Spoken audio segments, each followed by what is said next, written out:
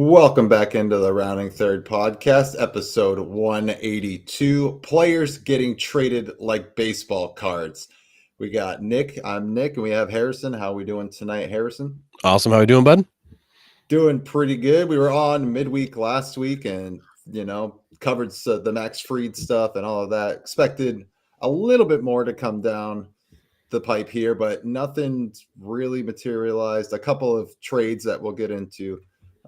But first, make sure you follow and like us on Facebook. You can follow on Instagram.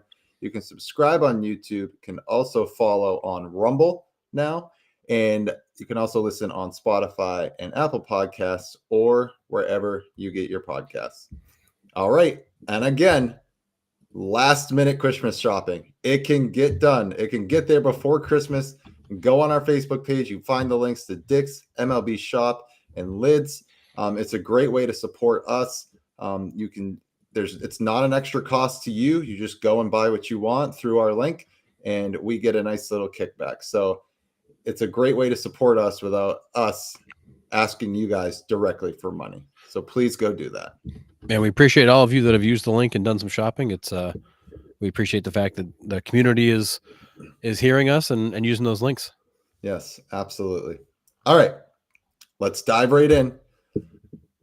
Astros trade Kyle Tucker to the Cubs for Isaac Paredes, Hayden Wesneski, and Cam Smith. How do you rate this trade? Who wins this trade?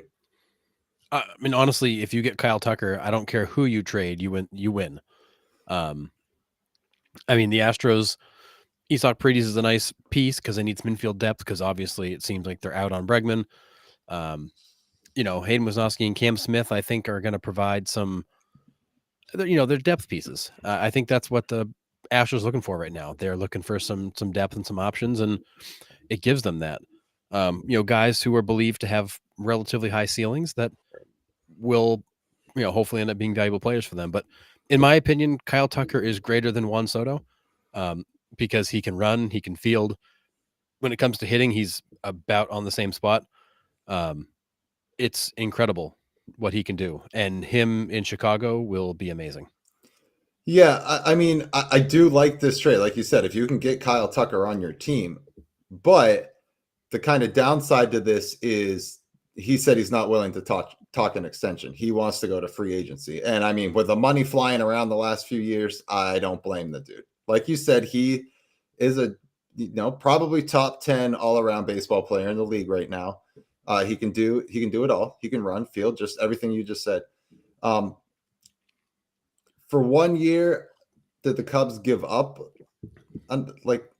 too much? I don't think so. This is what the Cubs needed to do to get Kyle Tucker. But I don't know. The Cubs need to make a run this year for sure. I mean, if they're, they make this trade, they're telling me you kind of want to go for it. Yeah, I think the Cubs are finally indicating that they are going to get real serious. And Bellinger's not the answer, which we knew last year he wasn't the answer. And he's still not the answer. This also tells me that their interest in moving Bellinger is probably going to be even greater now because he needs to go. But Tucker is an incredible piece to add to the middle of that lineup. He changes the whole dynamic with what he can do. The only question is health. And, Tucker has had some injuries and some freak ones. He missed a bunch of time last year when he fouled a ball right off his shin and fractured it. This is not like a durability issue. It's a freak injury. But there's very few players in baseball better than Kyle Tucker, and he's going to make that lineup so much better. Yeah, I mean, it is an odd trade if he's not willing to talk extensions, though. You know what I mean? Like, I don't think he puts the Cubs over the top. I mean, if he puts your team over the top, then yeah, I'm trading 3, I'm trading 4, right. 4 guys to get him to put me over the top. Now, does it make sense for the Yankees to pull Kyle Tucker? Yeah, they were in the World Series. They got to do something. You know what I mean? Like that to me would have made a little bit more sense. But the Cubs, it's kind of a weird time for that trade. I mean, like you said, you'll take Kyle Tucker on your team at any point. Yeah.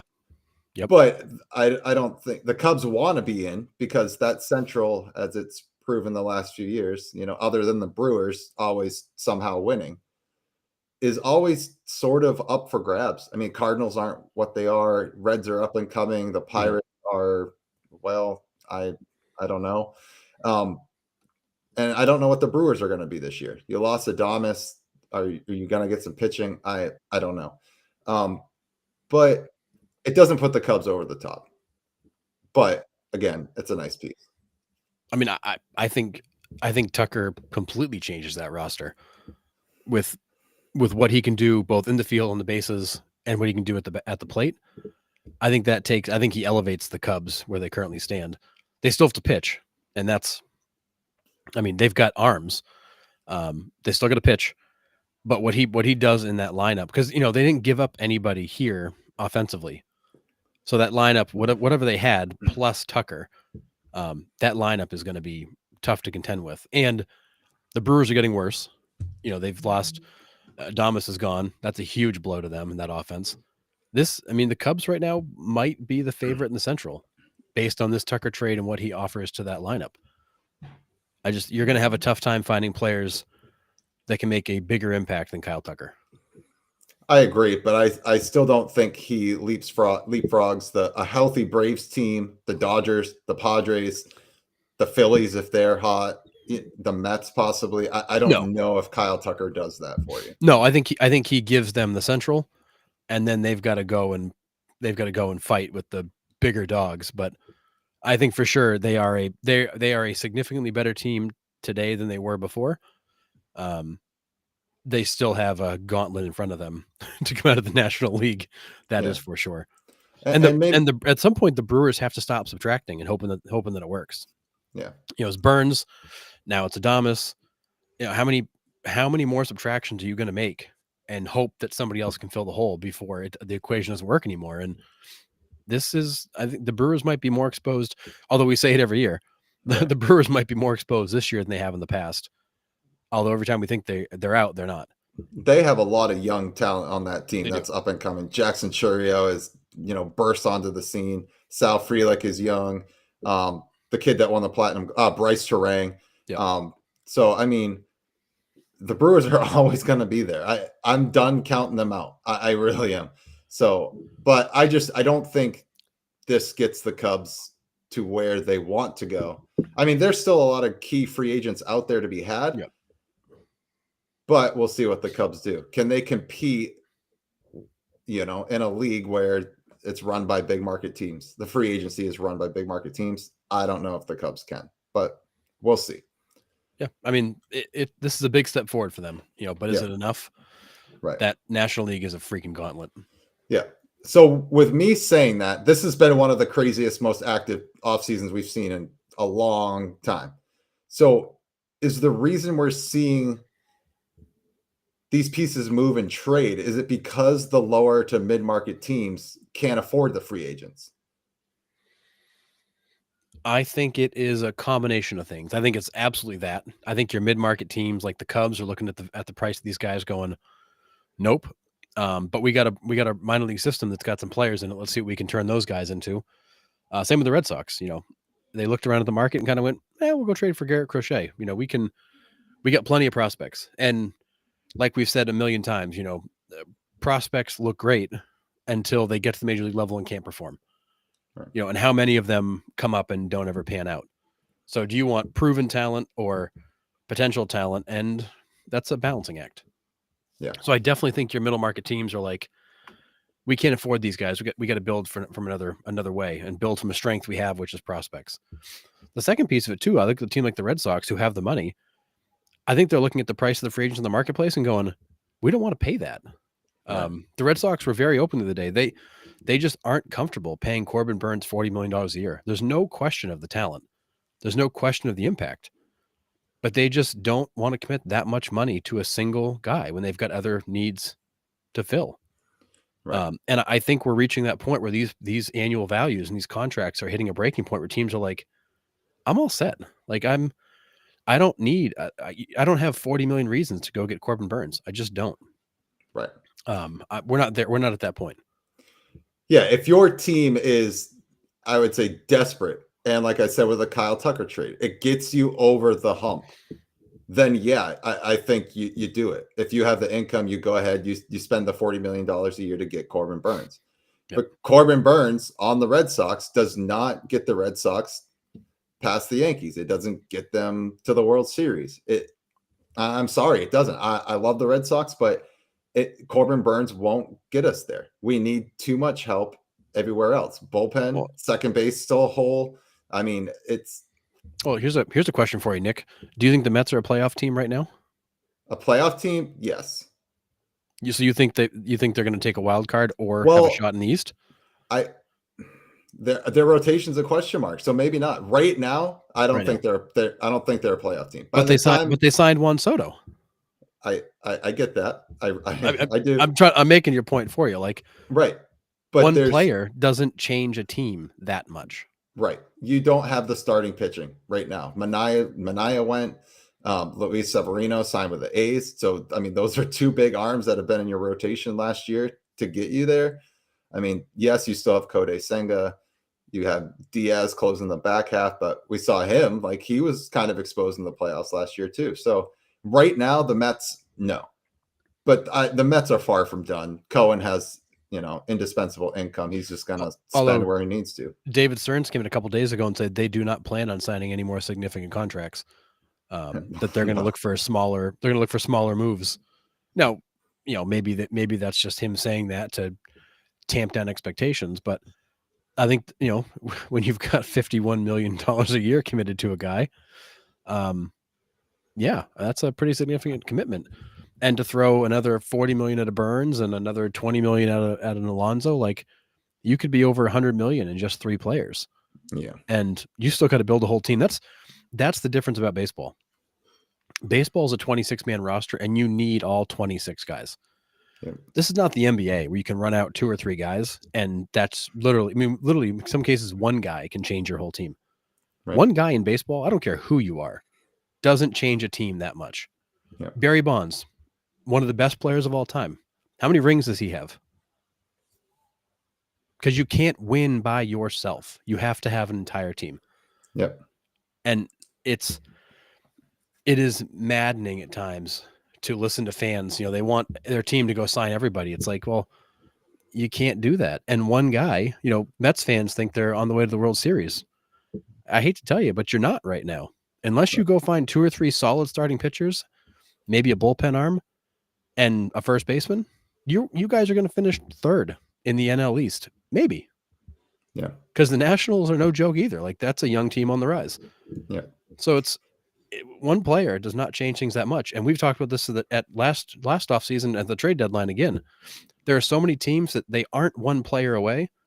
So why make the move? Why go spend the money on the one guy who's not going to get you over the hump, like you were saying? Right. Yeah. And I mean, the contracts are crazy. And like you said, like, I'm glad the Sox didn't sign Soto, because that would be it.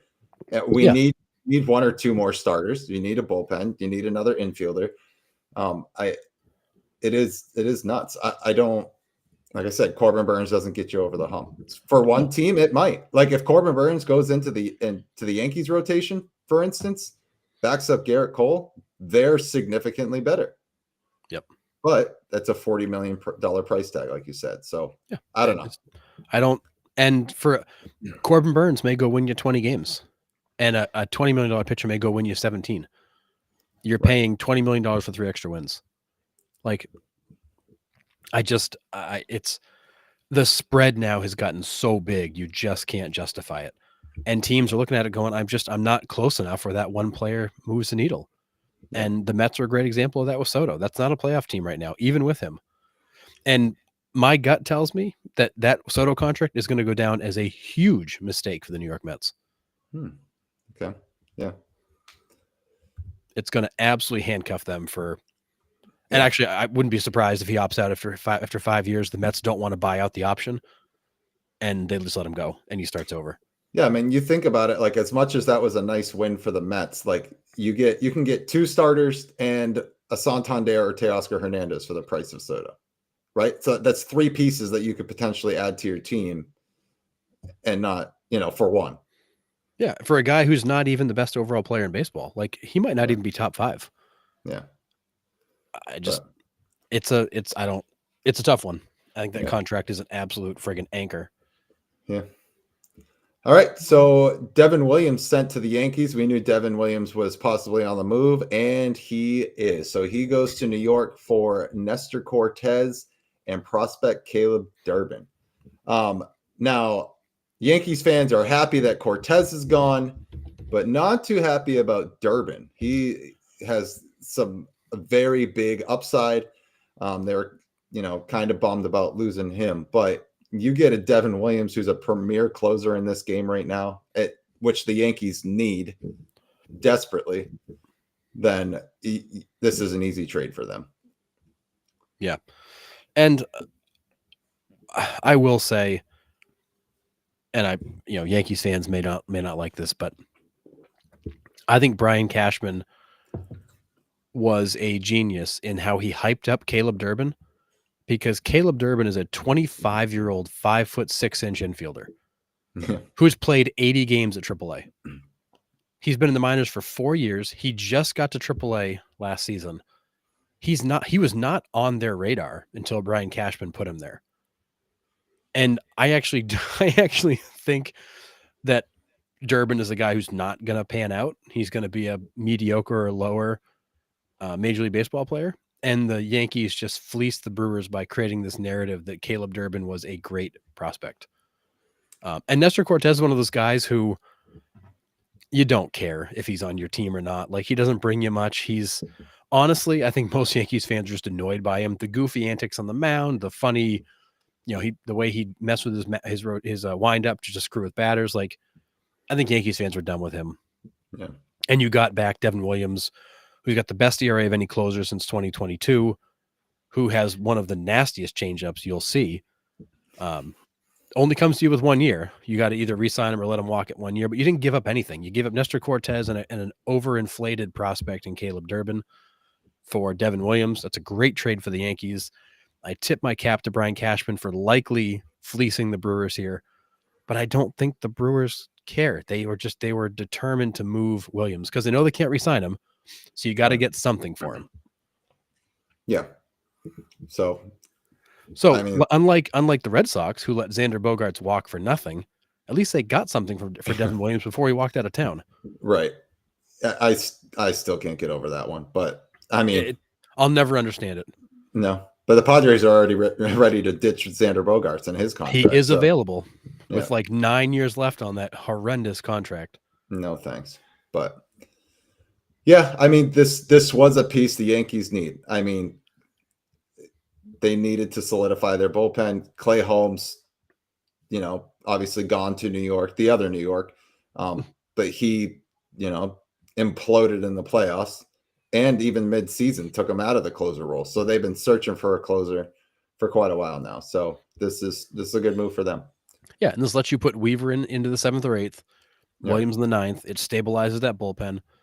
I don't see any downside to this trade for the Yankees, unless Caleb Durbin turns into like the next Dustin Pedroia, which it's unlikely based on the reports. I think it's a great trade for the Yankees. It stabilizes that bullpen. You gave up really nothing of any value, and it's a big move for them. Yeah, absolutely. They haven't had a true stopper closer in several years. No, and they've been missing that. Yeah. Jeffrey Springs to the A's. So from the Rays to the A's, the two teams that don't have a stadium. The A's are finally making moves. And reports came out that the A's actually were in on Fried and Buehler, and they were like, well, we don't want to play in a minor league ballpark, which is going to be an issue for, the A's and the Rays. Who knows how long the Rays are homeless. But that is going to be an issue for people to sign there. I mean, it wasn't for Severino for whatever reason, but I think that is going to be a tough draw until they get into that Vegas stadium. But does this move the needle for the A's? No, but they're making moves. We haven't seen the A's make moves unless it's to ship somebody out in quite some time. I mean, you're talking JP Sears, Severino, Jeffrey Springs, as a 1, 2, 3 in a rotation. Like that's not bad. No. You still got Mason Miller at the back end, so the ninth is all set. You've got Butler and Rooker, who are menaces at the plate. Like this is a pretty good team. Like, and they weren't terrible this past year. And they are talking an extension with Rooker. Yes. Have you ever known the A's to talk extension with anybody? No. It's usually up. Our controls up. See you later, pal.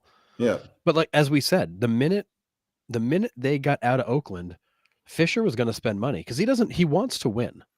He's always wanted to win. He just didn't win in that city for those people. He wanted to go somewhere else, and he's gone. And now he's like, well, I can win because Oakland gets no benefit from that anymore. And it wasn't the fans.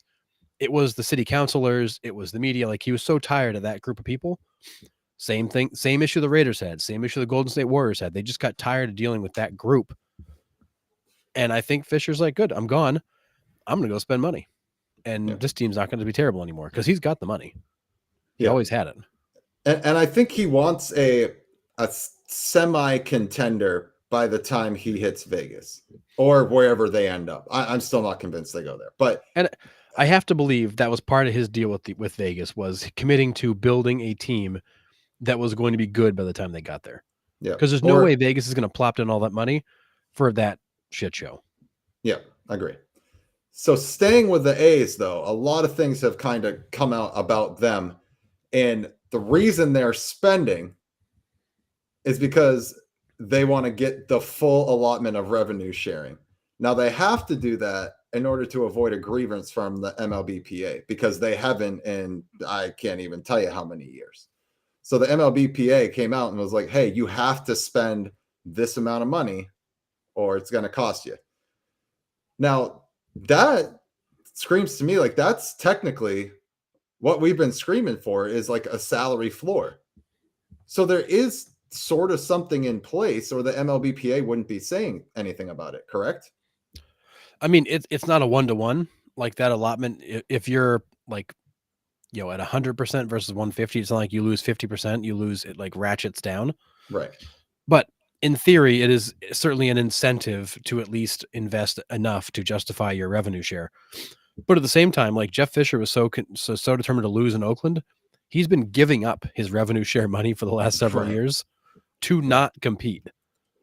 Like, who leaves money on the table to not compete unless there's more than just financial reasons to not compete? Yeah. Like, not even trying. Yeah. So I thought this was, kind of interesting. But like you said, it's all connected. Now that he's out of Oakland, he's gonna shove it to those city council members and be like, hey, now I'm gonna build a team that is going to compete for an AL West that I've said the last 3 weeks is wide open right now. And he's gonna get a raise. He's gonna get more revenue share than he's gotten the last several years. So some of the money he's spending, he's gonna have offset with more revenue that comes in. I mean, I really do think that the Athletics are going to be better. It's not like an overnight thing. They're going to be better. They're going to be building to getting to Vegas. But that team's not a joke. They're not a joke anymore. Yep. Agree. Unless they trade Rooker and Butler, then forget it. Yeah. Right. Which is still not out of the question. But anyways. Nothing is. No. So Brian De La Cruz came from the Marlins to the Pirates at the trade deadline. Did not have a great season with the Pirates down the back end, so they non-tendered his contract, and then the Braves signed him. So that's an outfield, another power bat, another power guy in that Braves lineup. I think he gets protection in there if the Braves stay healthy. This is a good depth piece for the Braves, so good for them. But Pirates just being like, yeah, we're not going to spend the $4 million it's going to take to keep you. Bye. Yep. Actually, then today is Brian De La Cruz's 28th birthday. Happy birthday, Brian. Nice. So, yeah. I mean, the Braves are, if they can stay off the IL, they're going to be there in the end, too. That lineup's too good. Rotation's too good. Yeah. I mean, well, without, Max Fried, that's a hole they gotta find. But you still got Lopez. You still got Sale. Strider. You got Strider back. Yeah. So, I mean, the Braves are going to be there just like they are every year. I mean, even with all their guys on the IL, they still are in the playoffs. So, I mean, this is a nice piece for them. Yeah, it's like you said, it's a good depth piece. This is a guy with some power. Not a high average guy, but he's a 250-ish hitter. He's got some power. He'll hit 15 to 20 home runs. He strikes out entirely too much, but I think that's kind of the theme around the league now. Yeah. But he does some good things, and he's only 28. Yeah. He's been in the league 4 years. Like, there's time for him to, continue to develop, and it's short money, low risk, and he could end up being a really good addition. Yeah. I think they're hoping he plays like a Jorge Soler role there. Yes. Same type of player. Yep. But we will see. All right. Back over to Cody Bellinger here. Is it worth it for the Cubs to eat Bellinger's money just to get him out? Or is he worth more just keeping him? There's a point where you're eating enough of the contract, you should just keep him. And there's no details right now on kind of how far apart they are. But this is a guy who's 29. He was a 2-WAR player last year. He's, aside from 2 seasons, he's about a 2-WAR player. So not a bad player, but he's not a perennial all-star. He is a good player. Yeah. And they're paying him entirely too much for those numbers. Now, how would he do in New York? I don't know. Maybe the short porch, maybe that market, maybe being in a better lineup. I mean, there could be lots of reasons why he might do better in New York. But if you're the Cubs and you're eating a significant chunk of his contract, you might as well just keep him. See how he slots in with Tucker. See what that lineup looks like. He doesn't have to be the guy anymore. Tucker can be the guy. It could be a good move for the Cubs to keep him. If they can get decent value in return, then yeah, I think you'll let him go. But if I'm the Yankees, knowing that you want to get rid of him and you sign him up to a bad contract, I'm either going to eat more money and give you fewer prospects, or give you better prospects and you're going to eat more money.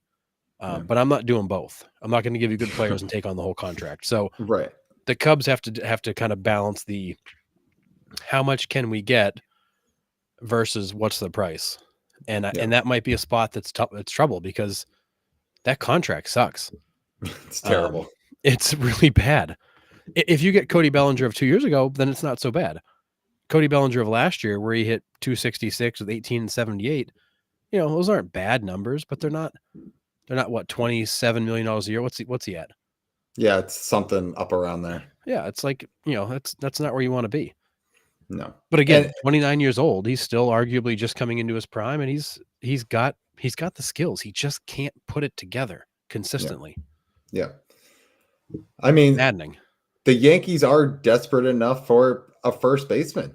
I mean, maybe they make the trade and that's where they put Bellinger, is at first. But like you said, like I don't think I'm taking on that contract. I'm telling the Cubs, like, sorry, like you said, you signed that contract, you have to deal with the money aspect of it. Like, yeah, I'll give you a couple guys, but I'm not taking that full contract. There's no way. Yeah, so it was a 3-year, $80 million deal, so just under $27 million a year. And I think he's out of. He can opt out at the end of 26. So they have him for 2 years. So they have him, yeah. So 25, there is no opt out. He can opt out before the 26. So yeah, so no opt out going into next year. He can opt out at the end of next year, going into 26. So he may only be a 1-year rental. Yeah. But yeah, I don't think it's worth it for the Yankees unless, like I said, the Cubs take on the contract. That's my side of it. But yep. Yeah. Do you think he moves? I mean, if the Cubs are determined enough to move him, they'll find a way. It's Jed Hoyer over there, right, in Chicago? I believe so. Now. Yeah, Jed's a pretty good wheeler dealer. My guess is if they want to move him, they will. I don't get the sense they feel like they have to move him. I think it's more of a like we'd like to move him. But if he's on the roster next year, I don't think it'd break their heart. But I do think he moves. I think with the Tucker trade, you've got a left-handed power outfielder. Tucker kind of takes Bellinger's spot. Doesn't mean you can't still keep Bellinger, but he doesn't have the same role he had before, and at that kind of money, it makes sense to move on from him. So I do think he gets moved. I think the Cubs are going to have to just accept less for him to do that. Yeah, I'm with you. All right, Mariners are taking calls on Castillo. We kind of heard rumors, flying around last week. Red Sox checked in on him. There was big rumors on that, maybe possibly moving Tristan Casas and a couple others for Castillo. Haven't heard really much other than that, except for there's 4 teams calling on him right now: the Orioles, the Cubs, the Red Sox, and the Mets. So where do you think the best fit for Castillo is other than Seattle? Because, I mean, if he's in that rotation again, I mean, that's one of the best rotations in baseball. They just can't hit. That's the Mariners' problem. But if he's not in Seattle, where do you see his best fit? And I think the best fit for him would be Baltimore. Baltimore needs an ace. They need a top of the rotation guy. They're not going to sign Burns at $40 million a year. My understanding is they've stopped. The two sides have stopped talking. So Burns back to Baltimore is pretty much dead. I mean, I can't imagine the Cubs have space for Castillo. Maybe if Bellinger moves, there would be space for him. Maybe Bellinger's part of that deal. Who knows? Mm-hmm. I mean, I think all 4 teams are great locations for him, but I think Baltimore's the best because they need an ace. He would be the guy immediately. And I think he'd like being on that younger, exciting team that can hit because he's gotten like no run support the last couple of years. Right. I mean, this is a complete homer pick, but I would love to see him in that Red Sox rotation behind Garrett Crochet. And either, you have him as the ace, you have Crochet second, and then back him up with Tanner Houck or Brian Bayo. I mean, I think that rotation immediately takes a big jump forward. The Mets need starting pitching badly. Yeah. And would the Mets look on moving Brett Baty? They're not high on Brett Baty. Maybe the Mets move Brett Baty and another piece. I mean, you got Luis Angel Acuna. I know he was a stud. He's a stud. You just got him from Texas. He might be better than his brother. The jury's out. Yeah. Yeah, he's tearing up. What is it? Arizona Fall League or Venezuelan? He's been destroying the minor leagues and the Fall League, and now he's somewhere in South America tearing that up too. Yeah, I think the Venezuelan Winter League. Yep. I think. So maybe the Mets, get him because, like I said, they need some starters in there. But I think the important part with Castillo to keep in mind is that he's about $24 million a year, but you've got 4 years of him. Right. So he's under contract for 25, 26, 27 with a vesting option for 28 when he turns 35. Likely easy to make that vest. So you're talking about 4 years with him at $24-ish million a year. That is a huge discount to going out on the open market and finding a pitcher his caliber. So if I'm a team like the Orioles, that's even more attractive to me because now I've got cost certainty for an ace at a price I can afford. Whereas the Mets, Red Sox, and Cubs would all like that, but they don't need that like the Orioles do. Like the Orioles are in a spot where they kind of need that because they've got, and their new ownership group has got buku bucks. So it's not a matter of can't spend any money. Right. The issue the Orioles have is they got a bunch of guys coming up that are going to need contracts. Gunnar Henderson, Adley Rutschman, just among some. You've got to make sure you've got enough left to sign all those guys too. Yeah. And making a commitment to Corbin Burns for $40 million a year takes some of those options away. It takes almost all your options away. Yeah. Yeah. I mean, as much as this group can spend, I don't think they're going to look to just, light bags of money on fire. They're going to be smart about it. And having an ace for the next 4 years at $24 million a year versus 40 gives you a lot of flexibility. Yeah, absolutely. I mean, you sandwich him in between Imanaga and Justin Steele too. I mean, that's not a bad 1, 2, 3. No, that rotation would be nasty. I mean, he would be the ace in New York. He would probably be the number 2 in Boston behind Crochet. Maybe the ace. I guess it depends how you see those guys. Not the ace in Chicago, but he'd be probably the number 2 guy, maybe 3. Definitely the ace in Baltimore. Yeah. I think for a guy like Castillo who's 32, who's coming up on 32 years old, he's got a few more years in this contract. Who knows if he extends beyond this contract? It's kind of like, where do you want to play? Like, these are all teams that are going to contend. They're all teams that could win. But where do you want to go?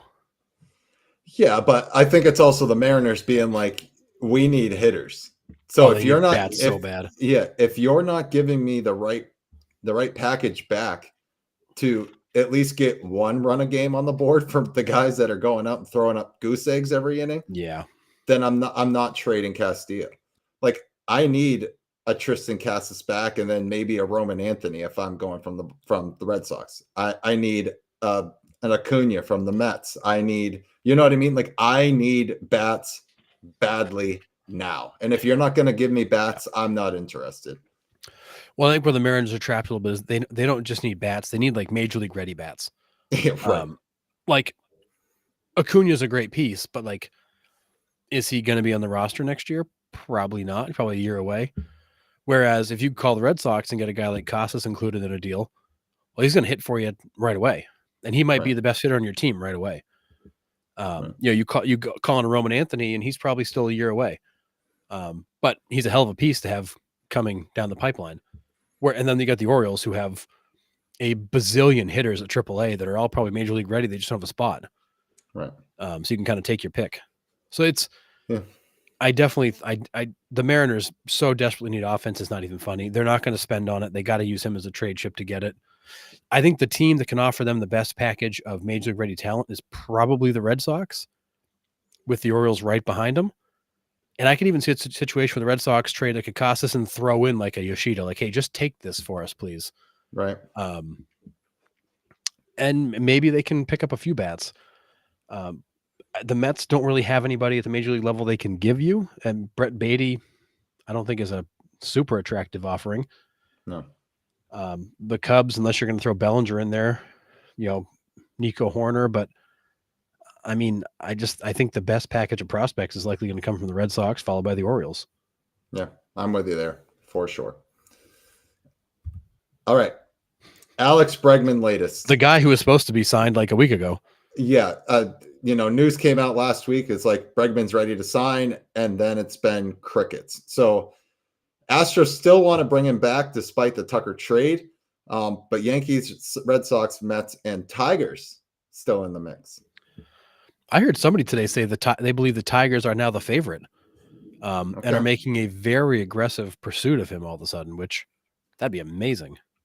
Yeah, I think it's a good move for the Tigers, and it doesn't ruffle any feathers up there. I mean, we've talked about Bregman ruffling feathers because of the whole 2017 trash can incident. Like that aura is still around him, and there's some fan bases that would not want to see him in their uniform. Yeah, the Yankees being one.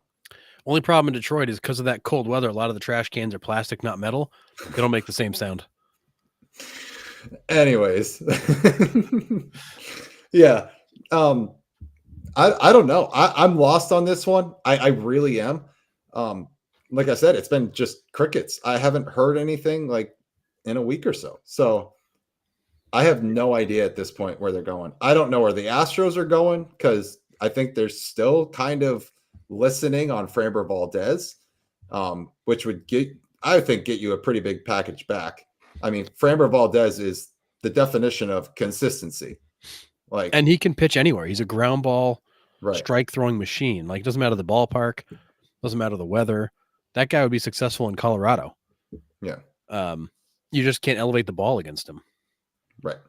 And honestly, like last week when we were talking about the fact that the Astros were listening on Tucker and Valdez, I'm like, absolutely. There's no way they'll trade him. And boom, Tucker's gone like 3 days later. Yeah. I mean, the Astros appear to be in like full-blown rebuild mode. Yeah. So I don't know. So we'll see where Alex Bregman goes. I know you heard that the Tigers are probably the possible favorites now, but where do you see him going? I mean, I think it's one of those 4 teams. I think we've narrowed it down to the point that really is only those 4 teams left. I think he'd be a great fit in New York. I think he'd be a great fit in Boston. The Mets, I don't fully understand where he fits, because you've got You got Vientos, you got McNeil, like you've got guys in place over there. Like those aren't positional needs for them. I'm sure they'd figure it out. Yeah. The Tigers make a lot of sense, but I think what we're seeing with Bregman is that Boris is asking too much, and it's been proven over and over again they're asking for too much, and now they're just shopping him around to find the best offer they can pull out of somebody to see where he ends up. Yeah. Because this has been dragging on for way longer than it was expected, because I just don't think they're getting the number that they thought they'd get. And it was rumored he wanted Manny Machado money, which he's not Machado. Now, in some ways, he's better than Machado. In some ways, he's worse, but he's not at Machado's level. No. Great player, but he's not there. Yeah, I don't think he's even. Nobody's giving him an 11-year contract. No, and I don't think he's close to Manny Machado, to be honest. No, like I really don't. Great player in his own right, but he's not at that level. No. So I think they're just dragging this out to see who they can squeeze the best offer out of and then take it. Yeah. Well, the Orioles are on the free agent board. They signed 35-year-old Tomoyuki Sugano, 1 year, $13 million.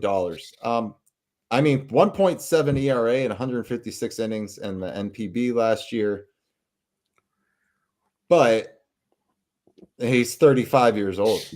What are we really expecting out of this guy? Well, and not only that, but who the hell is this? Yeah. Like this isn't a name that's been brought up. He wasn't even a player people knew was out there. No. Like nobody's discussed Tomoyuki Sugano. Like, who is this guy? I mean, the numbers are interesting and the story is interesting, but this was not a player that was on anybody's radar. No, he's been in the NPB for over a decade. So I mean, he's seasoned. He knows how to pitch. But does he translate to the AL East? He's probably coming over here because his elbow hurts, and he's that way he can pitch in April and get a Tommy John. Yikes, that's terrible. But you're probably right. Yeah, I mean the numbers are good, and this could end up being a good move for the Orioles. But I think the whole world went, who? Yeah, like nobody has been talking about this guy. No, so interesting one. When I saw the headline, the Orioles signed a Japanese pitcher, I'm like, oh my goodness, Sasaki signed. Nope, he didn't. No. Crazy. All right. The Mets are set to retire David Wright's numbers, 14 years, all with the Mets, 296 career average, 242 home runs, 970 RBIs, 196 stolen bases, 49.2 WAR are his career numbers. Yep. I mean, he was Mr. Met. I mean, he was Captain America, injuries killed his career, but I have no problems with the Mets signing David Wright. He was, nothing short of a god there when he was playing for the Mets. So no, and this is Steve Cohen, the fan, taking advantage of being Steve Cohen, the owner, and being able to do this because he is a player that has been long overdue to be recognized by that organization for what he did. And maybe the previous ownership group would have done it. I don't know, but it's time to recognize him. That is the guy that will always be a what if to Mets fans. And like you said, he is like God level to Mets fans. Like that guy, yep. If he were to walk down the streets of Queens, everybody would stop and want to talk to him and hang out with him and thank him because of what he did for them. Yeah. Yeah. He's definitely on our all-time what if list. 100%. Like, I mean, he was a sure bet Hall of Famer until was it the back? I think it was a back. Yeah, it was, and it just completely wiped him out. Yeah. All right. You posted these statistics today, and it absolutely just blew my mind. Sort of. And I'll get into the sort of in a little bit. Like sort of. Right. In 2024, there were more Tommy John surgeries in the MLB than in the first 25 years since the surgery was invented in 1974. Is it the pitch clock? Is it massive contracts? Is it other? Is it a combination of all of it? Now, I'm saying sort of because you listen to the mindset of these players now.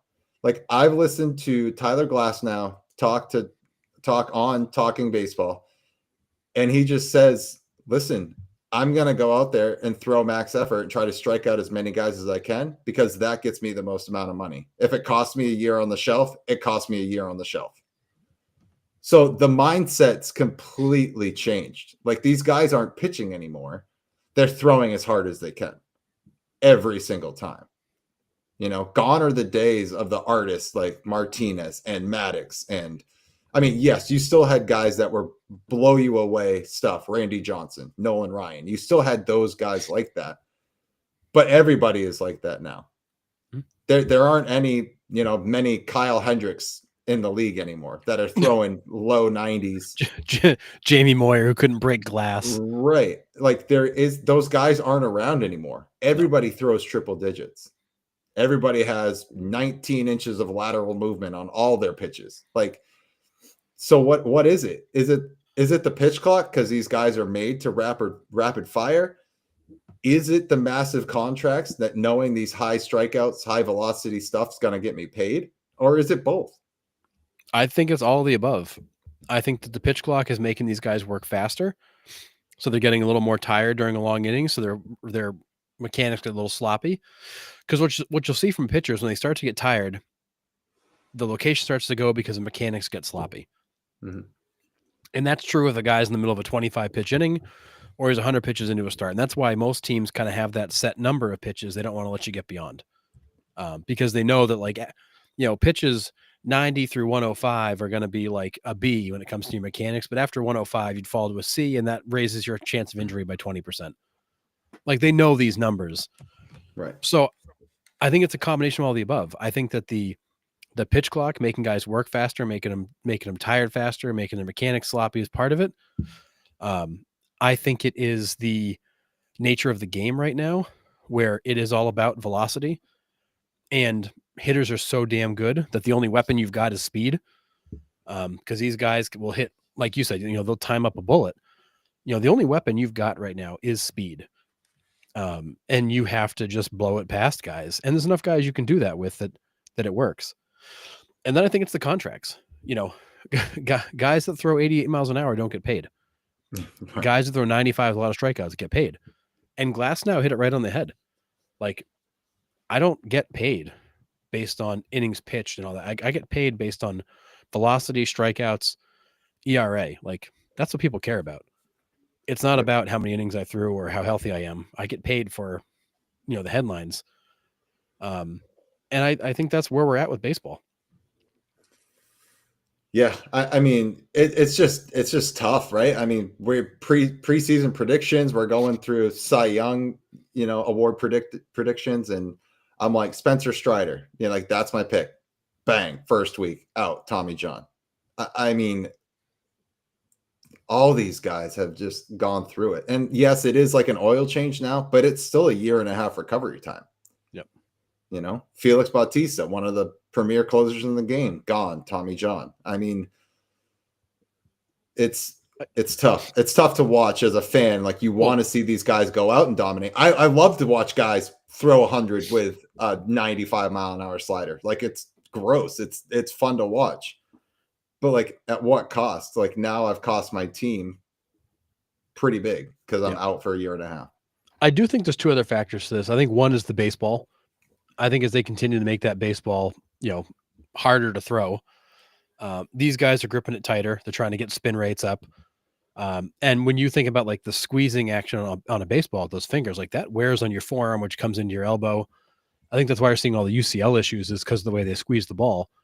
The problem is when the forearm gets tired and sore, the elbow picks up the slack, and therefore you end up with Tommy Johns. But I think the other thing kind of in all this that we've said without saying is that these guys aren't afraid of Tommy John anymore. Right.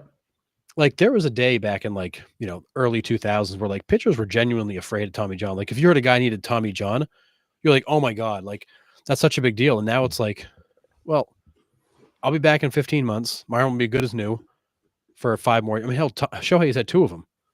Glasnow's had 2 of them. Like, these guys aren't afraid of it anymore because it's like, I'll take a year off and I'll be back. Yeah. You know, no big deal, no sweat. Yeah. I think that's a big reason why these guys just aren't afraid of it anymore. Yeah. John, and the contracts are guaranteed. I miss a season, whatever, you still got to pay me. Right. John, you're right. A human arm wasn't designed to throw a baseball. Totally true. especially with this force. I mean, you look at I always remember looking at baseball cards when I'm a kid, and all you see is the elbow and the arms bent all the way back at 180 degrees. Yeah, and it's man, oh man. But yeah, it was a different breed of baseball player, back in the day. That's why they think Sandy Koufax's career was short, because he blew out his UCL. And then Nolan Ryan blew his arm out on the last pitch or last start of his career. Yeah, but after he threw a bajillion pitches. Right after he pitched for 32 years. But I think with Nolan, Nolan knew when he wasn't feeling quite right, and he'd back it down a little bit. Yeah. To try to preserve the arm. And that's the thing. These guys today don't want to back it down. They're just going to throw through it. Yeah. Well, they weren't paying Nolan Ryan $40 million a year to do it either. But no, they were not. No, not even close. But yeah, I hate it, and I hate that we've talked about this, numerous times, that this is entertainment. It's not about baseball anymore. It's about money. It's about entertainment, and what's the most money I can make as a player. Sure, you still have guys that go out and play for the love of the game, but you also have guys that are like Anthony Rendon. It's just a job, and it's a job that pays me really well. I'm gonna do what it takes to make my $26 million a year, and if that's to blow my arm out and sit at home for a year and rehab, then that's what it is. I just think the whole frame of mind around pitching has changed, and we've seen that the last few years for sure. Yeah, and there's a pitching coach that's got a video, a number of videos going around right now, and I'll try to see if I can't find one, but his hypothesis that's actually proven by a lot of statistics is the point of injury is the extension. And because a lot of times when you're trying to add cut to the ball, you're turning the hand in, which is that rotation causes, if you feel your elbow, that rotation causes a flex in the elbow. Whereas if you finish with your arm, if you make the pitch and then finish with your arm the other direction, and you actually roll your arm back out and straighten it, you actually take that pressure immediately off the elbow. And there's some videos going around about it where he's showing it with pitchers and just showing the points where the injuries typically occur and how you can kind of get away from them. That I think a lot of people just missed, and is now getting some traction. Some major league teams are actually working directly with them to understand what that looks like. But I think ultimately, John's point is right. The arm wasn't made to throw a baseball. Certainly not at 100-something miles an hour. That was just never physically meant. And one thing you'll look at is that when you look at the mechanics of old, and actually Aroldis Chapman's a great example of that. Like the drop, the drive, the leg stride, the kind of the whole upper body is one piece. Guys aren't doing that anymore. Right. It's not the drop and drive. It's like the fling, and it's the Tom Mansky video. No, it was him and Fred. It was not him and Fred McGriff fielding ground balls. But it's not so much the drop and drive anymore. It's more of like a sling. They're just slinging their arm through. Yeah. Chris Sale's a great example of that. And that's why his arm's always been so hard to watch pitch, because he has so much flex in it. But it's not so much the drop and drive with a sturdy base. It's more of a fling your whole body at it. Yeah. And you get these weird follow throughs and guys spinning out, all stuff that 20 years ago you coached never to do. These guys are all doing it because they just want to hit the radar gun with a big number. Yeah. I mean, I think your point on the lower leg drive is, you hit the nail right on the head. When I was younger, I was taught you get your extension from your lower body. You get out as far as you can. Use those legs, bend your knees, get out there. That's where your extension comes from. I also can't throw a baseball 150 miles an hour like all these guys can, so it's a moot point. But yeah, I mean, I can see it. I mean, even if I threw 85 pitches, 90 pitches, I could feel the difference in my arm. You get tired. I don't care how superhuman these athletes are. They can definitely tell when their arm's tired. And you're right, mechanics go, and then that's when the Tommy Johns, happen. But our newest member of the Red Sox, Aroldis Chapman, if you watch his towel drill, watch him on video do his towel drill with his drop and drive mechanics. That guy has not missed games because of arm injuries, and he throws 105 miles an hour. No. Because he's getting a lot of that power from his lower body. A lot of the other guys they're still very upright. It's a short stride and it's just a fling. And And when a guy can throw 105 for 15 seasons and not miss time with Tommy John, where guys are coming out for 3 seasons needing Tommy John, like there's a clear disconnect on what they're doing. Yeah. Yeah. I'm glad you said missed time with Tommy John because he's missed time for other stuff. But anyways, yeah, he had a tattoo get infected. I mean, he's had all kinds of other things, but it has not been Tommy John related. Like the guy's not torn out a UCL and not needed Tommy John, and he throws 105 miles an hour. So do you think, I mean, I know there's medical technology out there and you said there's guys that understand why these injuries are happening, but do you see the MLB trying to make changes to try to alleviate this at all? Like, do you think at any time we'll see like a little league pitch maximum, like after the 85th pitch, they have to come out and they have to have a certain amount of days rest? Do you think we'll ever see that in the MLB? No. And I think it comes down to a couple things. I think one is there was this concept in golf back in the early 2000s. I want to say it was like called the perfect swing. It was a one-piece takeaway. It was like you moved like a robot. And it resulted in significantly straighter ball flight, more accuracy, more consistency. You know how many people do it? None. Why? Because it looks stupid. But it worked. Same thing applies to baseball. These pitchers are not going to alter their mechanics to do something differently and look different and feel different just to preserve their arm. To them, it's not important enough. They are absolutely going to keep doing what they're doing, keep throwing max effort, keep blowing out UCLs and having Tommy John surgery because they don't want to change what they do. They don't want to look different and feel different. Even if it works, to them, it's just, there's not enough. There's no incentive. Tyler Glasnow has made a boatload of money and he's pitched half as many games he likely could have. Whatever. Yeah. Yeah. I don't think we'll ever see a decrease in it until, like we talked about earlier, these contracts start coming back down to earth.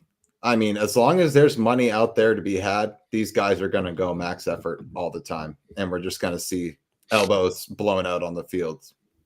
It's just what's going to happen. Yeah, I think sadly this has become part of the game. Yeah. And honestly, like unless you're going to change the mound again to give the pitchers an advantage so they can like back things down a little bit, they're going to continue to throw max effort because I feel like they have to. Yeah. Because these hitters, I mean, as much as we rail on the fact that they all strike out too much, blah, blah, blah, these hitters are really freaking good and they can time up anything. Right. And you look at the velocity these guys have, the movement they have, and guys are still hitting bombs. It's mind blowing to see some of these guys and the pitches that they hit. Yeah, I agree. All right. Before we get into trivia, the Nationals win the MLB draft lottery. Ethan Holiday is expected to be the first overall pick, so we'll have another Holiday possibly taken first off the board. And there are people that believe he's better than Jackson. Yes, that's the reports out on this kid. Jackson says he's better than Jackson. Yeah. The Nationals' last two and first two overall picks were Steven Strasburg and Bryce Harper. So they didn't exactly miss on those guys. No, but where are they playing now? Not in Washington. Well, poor Steven Strasburg. Well, but yeah, and Bryce Harper's not there anymore. But I mean, they haven't missed on their number one overall picks. That's for sure. They've done well. Yeah. So we will see who gets taken first overall. I think that's in June, if I remember right. The draft, the MLB draft. So we will see what happens there. But yeah, after the college baseball season ends, because a lot of these guys go right to the minors after. Yep. But Dylan Cruz is now up there with the Nationals. And he was just picked up. He was in the first round a couple of years ago. He was in that the Paul Scanes draft, I believe. Yeah, they were teammates. Yep, at LSU. So yep. Yeah, he and Scanes got drafted in the same draft, and they're both in the major leagues. Yep. So Nationals, like you said earlier in the show, like young and upcoming, they could be a team to watch. And they've been like sneakily in on a couple free agents. Like they checked in on Pete Alonso too. So yeah, they got money now. They're finally out of the hole from their 2019 World Series. But yeah, the deferred money to Scherzer is over. Patrick Corbin contract is over. Strasburg, they only owe one more year to, I think, and that's another like $35 million, something insane. Yeah. And then they're done. Yeah. So, yeah, we will see what happens with the Nationals. All right, Harrison. Oh boy. What is the common theme with these players' names? So I'll give you 3 or 4 players. Common theme is I don't know them. Right. But there is a common theme with their last names. So I'm not going to tell you who's on the slides for like the first 5 or 10 seconds. Okay. Oh, so I got to go by pictures as to who they are. Okay. Yes. Okay. So here we go. Oh God. What is the common theme with these guys? Well, is that Michael Lamb all the way on the right? Jacob Lamb. Yep. Oh, Jacob. Okay. Is that Jimmy Fox? It's Jimmy Fox. So it's all animals. It is all animals. So it's going to be Rob Deere at the bottom. Rob Deere at the bottom. Who's the pitcher? Pitcher for the Phillies, number 43. Lefty.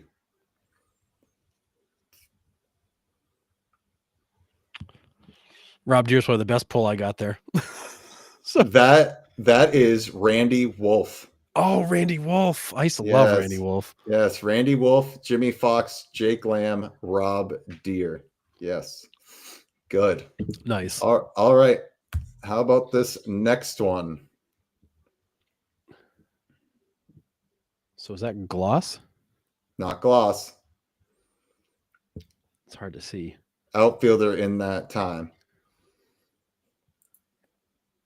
Oh, Salmon? Yeah, it's Tim Salmon. We have Sid Bream in the bottom left. Oh, Sid Bream. Okay. Who's the Red Sox? It is Mike Carp. Oh, so it's all fish. And yep, and Kevin Bass. Oh, nice. Yep. So yep, Mike Carp, Tim Salmon, Sid Bream, and Kevin Bass. All right. Nice. All right. Oh shoot. What's this one? Here we go. Got Shane Bieber, Tyler Fitzgerald, Jose Iglesias, and Sonny Gray. Shane Bieber.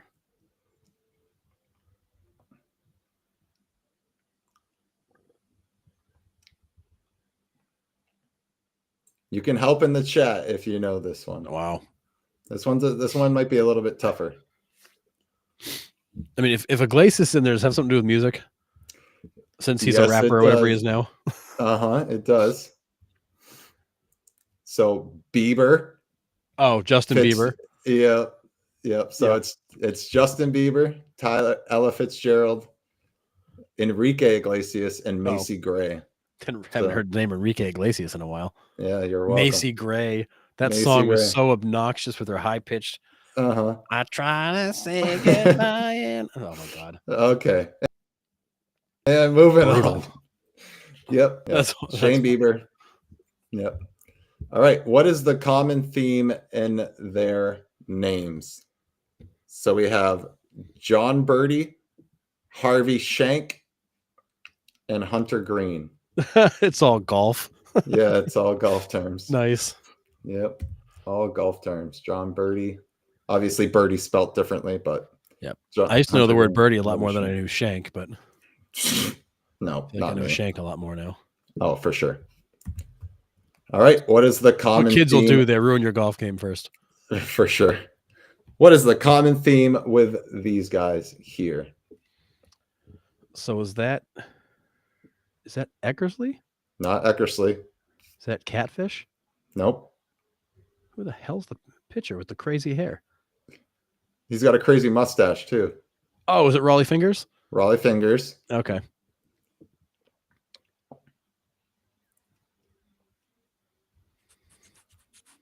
The lefty in the top middle was also a closer for the Padres for a little bit. Had a nice little stretch. It's Brad something. Oh, I almost said Brad Lidge. I'm like, it wasn't Brad Lidge. No, not Brad Lidge. Is it Hand? Brad Hand? Brad Hand. Mm-hmm. Bottom one is.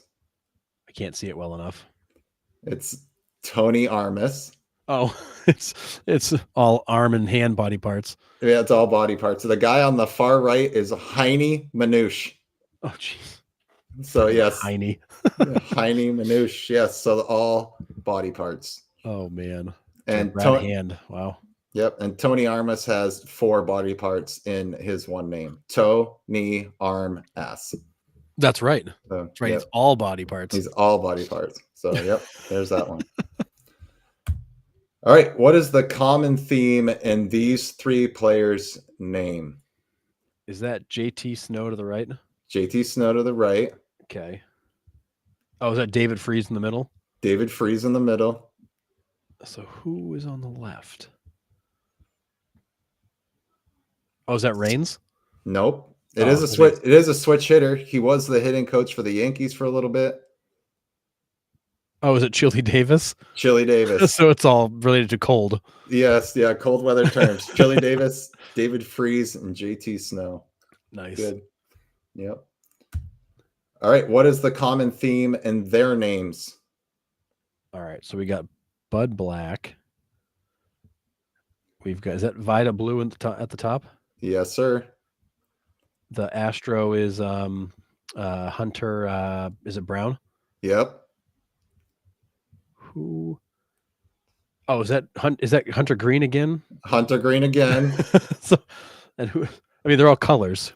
Yep, they're Who's all the colors. last one? He still pitches for them. Yeah, he might actually be in their rotation. Came from Colorado. John Gray. John Gray. Yeah, so all colors. Yeah, I felt like that one was a layup. That was a kind of cool. It's a lot of names though. Yeah, it's pretty cool. That's probably some I even like. Red Schuenweiss like could have gone on there. So I mean, oh, totally.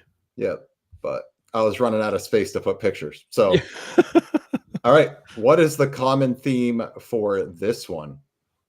All right, so we got Randy Johnson. Is that Josh Hamilton? Yep. Is that Bo Jackson? Yep. Jackson, Hamilton, Johnson. They all end in O-N? No. They're all presidents. They're all presidents. They're all presidents. And the bottom right, you know who that is? I thought I did. I thought it was Merrill Kelly, but that doesn't make any sense now. Not Merrill Kelly.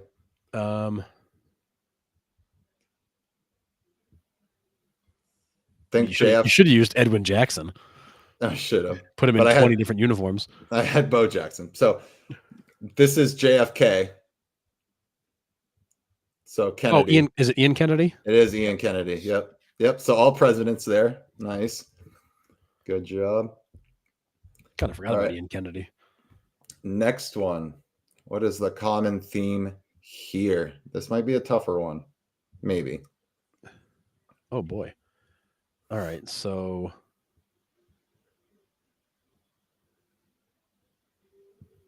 looks like Piazza to the left, but it's not Piazza. It's not Piazza. His first name is Jeff. Well, it's not Kent. Not Kent. In the middle, we got Seattle. That one's going to be a tough one for you to get. So I would focus. I'd focus on the right side and the bottom. So you know who the bottom is? I can't. It's small enough. I can't really read it. Oh, gotcha. It's a power hitting righty for the A's right now. Also, so is it Rooker? Yeah, it's Brent Rooker. Okay. I thought that was Rooker, but I'm like, I can't read it to tell. So okay, we got Rooker. We got. His first name is Ray. Oh, Ray Knight. Ray Knight. Yep. Oh, are they all chess pieces? They all are chess pieces. So is that Jeff King on the left? Jeff King. First, the guy in the middle. His first name is Braden. I mean, is he a pawn or a queen? No, he's a bishop. Oh, Braden, of course. Yeah, Braden Bishop, Jeff King, Ray Knight, Brent Rooker. That was a tougher one. That is a tough one. Yeah. All right. This one is because I'm a massive, massive fan of this show. So I'll give you that hint. But these are kind of. And we don't watch any of the same shows. So this is going to be a challenge. So I will give you the name of these guys. This is. JT Snow again. JT Snow again. Is that John Francis, the pitcher? Not John Francis. Nope. It is Tanner Tully. Oh. Denny Stark. and Cody Bolton.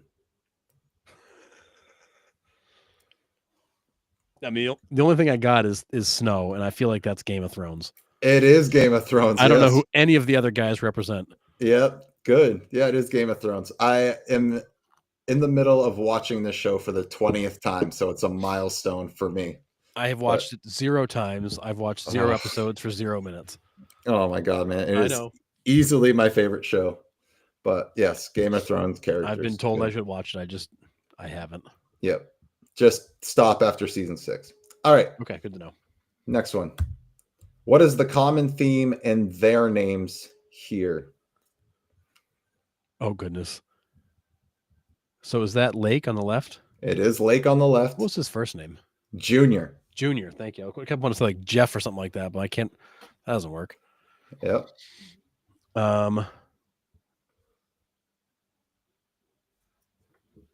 Junior Lake. All right. And this guy's pitched for like 80 bajillion different teams for 80 bajillion years. Top middle. Even pitched for the Red Sox. Oh, was that Rich Hill? Rich Hill? Yep.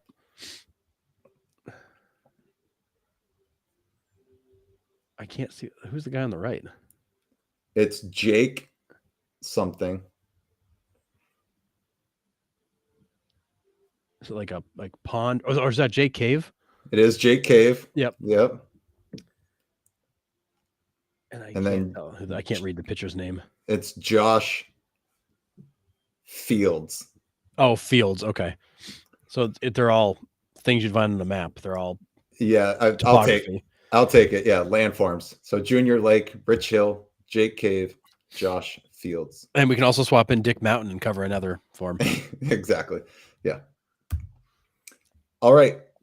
What is the common theme in their names? Oh. So we got I'll give you the names. Joey Bart, Homer Bailey, Corbin Burns, and Ned Yost.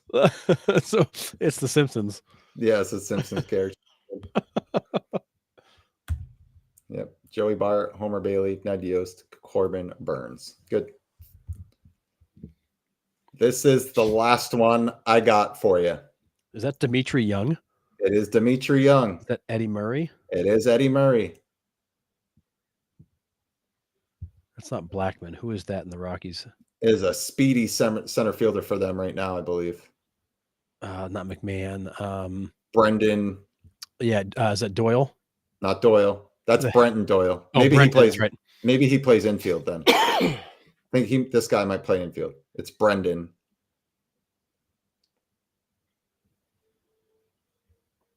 Oh, okay. So Young, Murray.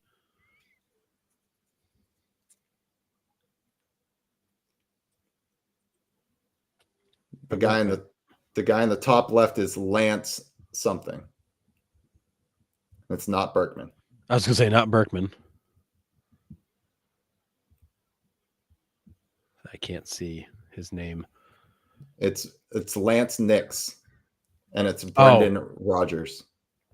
Oh, Rogers. Oh yeah, I should have known that. Okay, all right, so we got Young, Murray, Rogers, and Nix. Mm-hmm.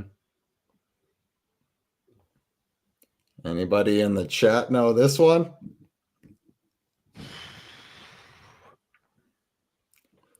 Actors? Nope. These are all current NFL starting quarterbacks. So Bo Nix, Aaron Rodgers, Kyler Murray, and Bryce Young for the Panthers. So nice. Yep, Lance Nix. I was like, that is such a random assortment of names. Yep. So that is what I had pretty for good trivia. All right. Yeah. All right. What do you got for me? Please no top 5 list. All right. No. Okay. Here we go. So these were really fun. So I thought it'd be fun to flip it on you. So we have some missing player lineup trivia. So first one, Nick, who is missing from the 1998 World Series San Diego Padres Game 1 lineup? Who played third base? Ken Caminiti. That is 100% right. Yeah. one of my favorite players ever, who had many problems. And I still have that glove with the flames up the back of it. Yep. And he arguably exposed the steroid era. He He did. came out in that Sports Illustrated article where he claimed that 85% of Major League Baseball players were using steroids at that time, which is crazy. But Yeah, and he was probably right. And unfortunately, paid the price for it. But such a hugely underrated player. yeah, And one of a personal favorite of mine. I used to love to watch him play because that guy was 100 miles an hour all the time. yeah, he was. He was fun to watch at third base for sure. He was nuts, like borderline nuts. Yeah. All right. So we'll start easy now. We're going to work our way up. Who is missing from the 2007 Colorado Rockies World Series Game 1 lineup? The second baseman. Oh goodness. Brad Hopp. Oh my God, that's a name Right? I haven't heard in forever. These are fun to put together. I'm like, oh my God, I forgot all about like Yorvit Torrealba and Garrett Atkins. Like, Yeah. Oh, Garrett Atkins was another guy there. Yeah. Second baseman for them. 2007. he's not necessarily remembered as a Rocky.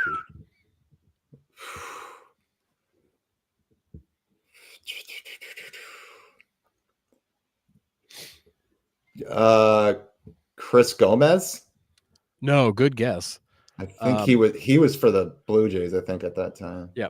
This player, Japanese player, more known for the splash he made with the Mets. Oh, Kazu Matsui. As Matsui. Forgot he went to the Rockies for a little bit there. I know. I was like, oh man, that's a good one because he was very good in Colorado, but he's really not remembered for being in Colorado. Yeah. Thought that was a fun one. All right. Yeah, he was only good for a few years and then he just kind of, tapered off. Yeah, just fizzled out and then was gone. Kind of quietly disappeared. Yeah. All right.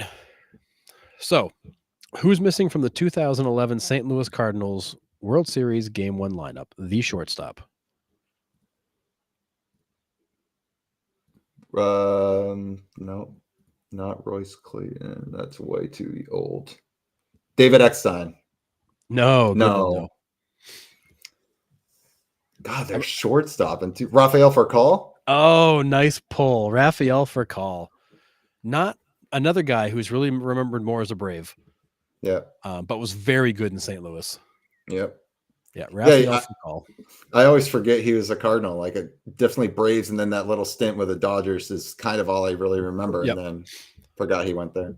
Yep. Yeah, he was a guy that at the time was just a lot of fun to watch. Speed, excitement. Yeah.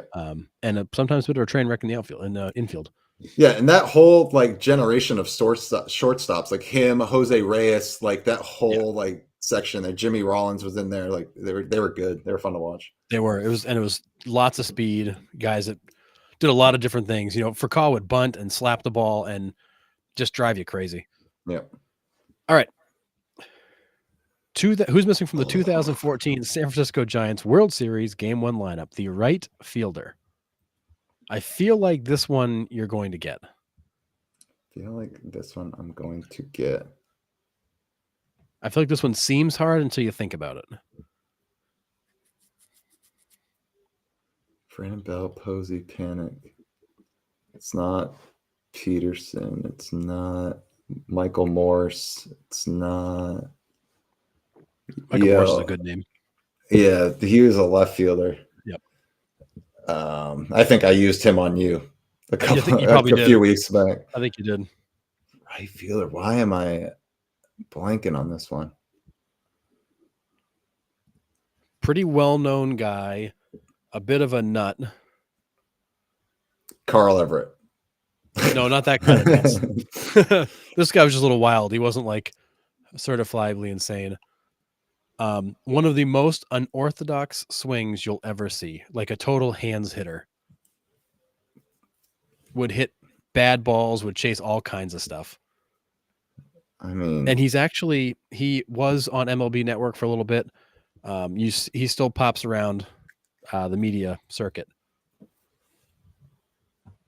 I don't have a clue. Want to make a final guess? I'm gonna kick myself for this one. I think you are. It is Hunter Pence. Get out of here. I should have known that. That's brutal. Yeah, Hunter Pence. That is brutal. And I'm this swing is a ashamed. great example of the fact, like, very unorthodox. Like, his lower half is crumbled. He's chasing up, like, it just, but he somehow managed to hit. Yeah, and I'm going to leave now. I'm embarrassed. Oh, that's my a hard one. God. Like I said, like, I think it's one you're gonna get. Like, when you think about it, it's not that hard, but he's a name that just doesn't pop out. Oh my God. I mean, he's like a legend in San Francisco, but he's Brutal. certifiably nuts. All right. Who's missing from the 2016 Cleveland Indians World Series Game 1 lineup? Center fielder. He had an amazing World Series for them. Probably would have been the MVP if they had won it. Massive Game 7 home run. Dude, I don't remember what I did yesterday, let alone in 2016. Massive Game 7 home run. Still doesn't help me. God dang. I was doing pretty well until now. Yeah. He spent time with the Oakland Athletics. Oh, Coco Crisp. No, not Coco. He's the same kind of player as Coco. Same kind of player. A speed guy, sneaky hitter. Kind of a funky first name, starts with an R. I got nothing. Starts with an R. Why am I blanking? Initials are RD. Massive Game 7 home run. Would have been the MVP of that series probably if they had won. Sent it to extra innings with a massive home run to left. Not a home run hitter, though. RD. Davis? Yeah. What's his first name? Rajay Davis. Rajay Davis. And here's the home run. God, that was a tough one. I remember him more as a Tiger. Oh, fair. Yep, fair. Fair. Yeah, he had a huge World Series for them. Rajay Davis. Probably was your MVP if not for the fact that they lost to the Cubs, of course. So, yeah. All right. Who's missing from the 2019 Washington Nationals World Series Game 1 lineup? The second baseman. It's not him. Doesn't fit. I was going to say Brian Dozier. Nope, not Dozier. Addison Russell? Nope. Nationals. This guy is remembered probably more as an Indian. Oh, it's Howie Kendrick. Nope. No, it's not Howie Kendrick. No, not Kendrick. Dang. Switch hitter. Remembered more as an Indian.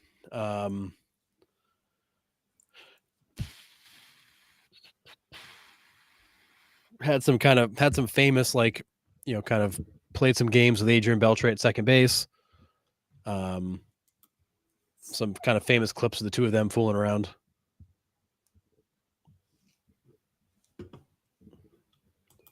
Oh, man. I thought I had it with Howie Kendrick. Now that was a great pull, but Kendrick was, I think, just before. Oh, Johnny Peralta's a good guess, John. That was a good guess. Man. Any final guesses? Hold on. I should totally know this. I don't know. This is Asdrubal Cabrera. Dumb. He started at second? He did. He played a lot of second base for them. I don't think I would have gotten to him because I picture him as a shortstop. Yeah, when he left Cleveland, he ended up playing a lot of second base. Yeah. I mean, he ended up moving to second base. Well, he was still with Cleveland, but ended up playing a lot of second base after that too. Dang. Yeah, I don't think I would have pulled that one. That would have taken me forever. All right. Let's go back in time a little bit. Who's missing from the 1996 New York Yankees World Series Game 1 lineup? The catcher. Another very famous home run. Or, well, I guess a well-documented home run. Jim Leyritz. Oh yes, he pulled it. It is Jim Leyritz Yeah. with the big home run. Yeah. His stance drove me crazy, but It really did. he hit, so it didn't Yeah. matter. All right, I got one more for you. All right. Last one. Who's missing from the 2002 San Francisco Giants World Series Game 1 lineup? The third baseman. You're gonna get me on this one. Um,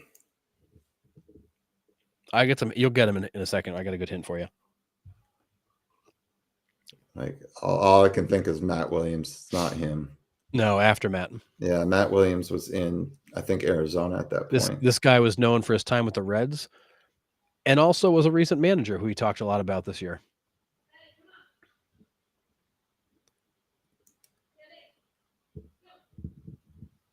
Keyword being was a recent manager who we talked about a lot this year. Who just got let go? David Bell? David Bell. Yes, it is. Wow.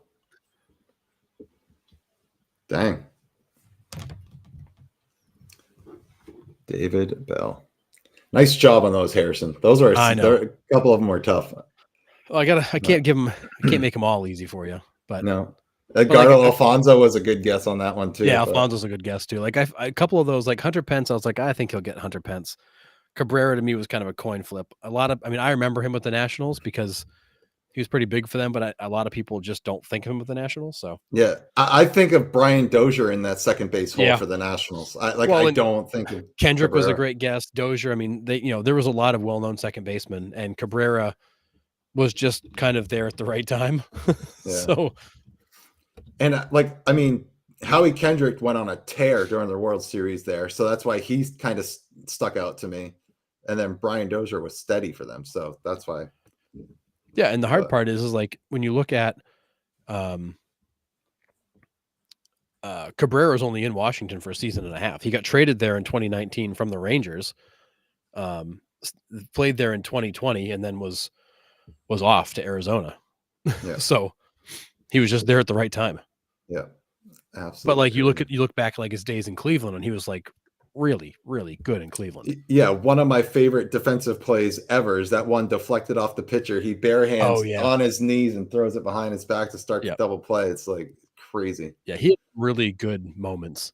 Yeah. I mean, a career that was kind of otherwise unremarkable, but like he has some really incredible moments. And like there's the videos of like him and Adrian Beltre fooling around where Beltre slides into second base and he's like, he tags him, then takes the tag off, puts it back on, and Beltre swatting at the ball. Like, like he's got some moments, like a generally okay player, guy that was a career 29 WAR over 15 years. He was just above average most of his career.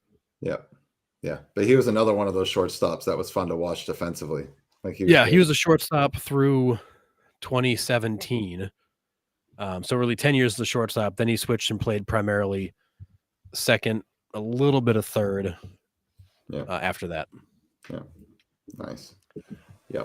Nice work with those. Yeah, those are fun.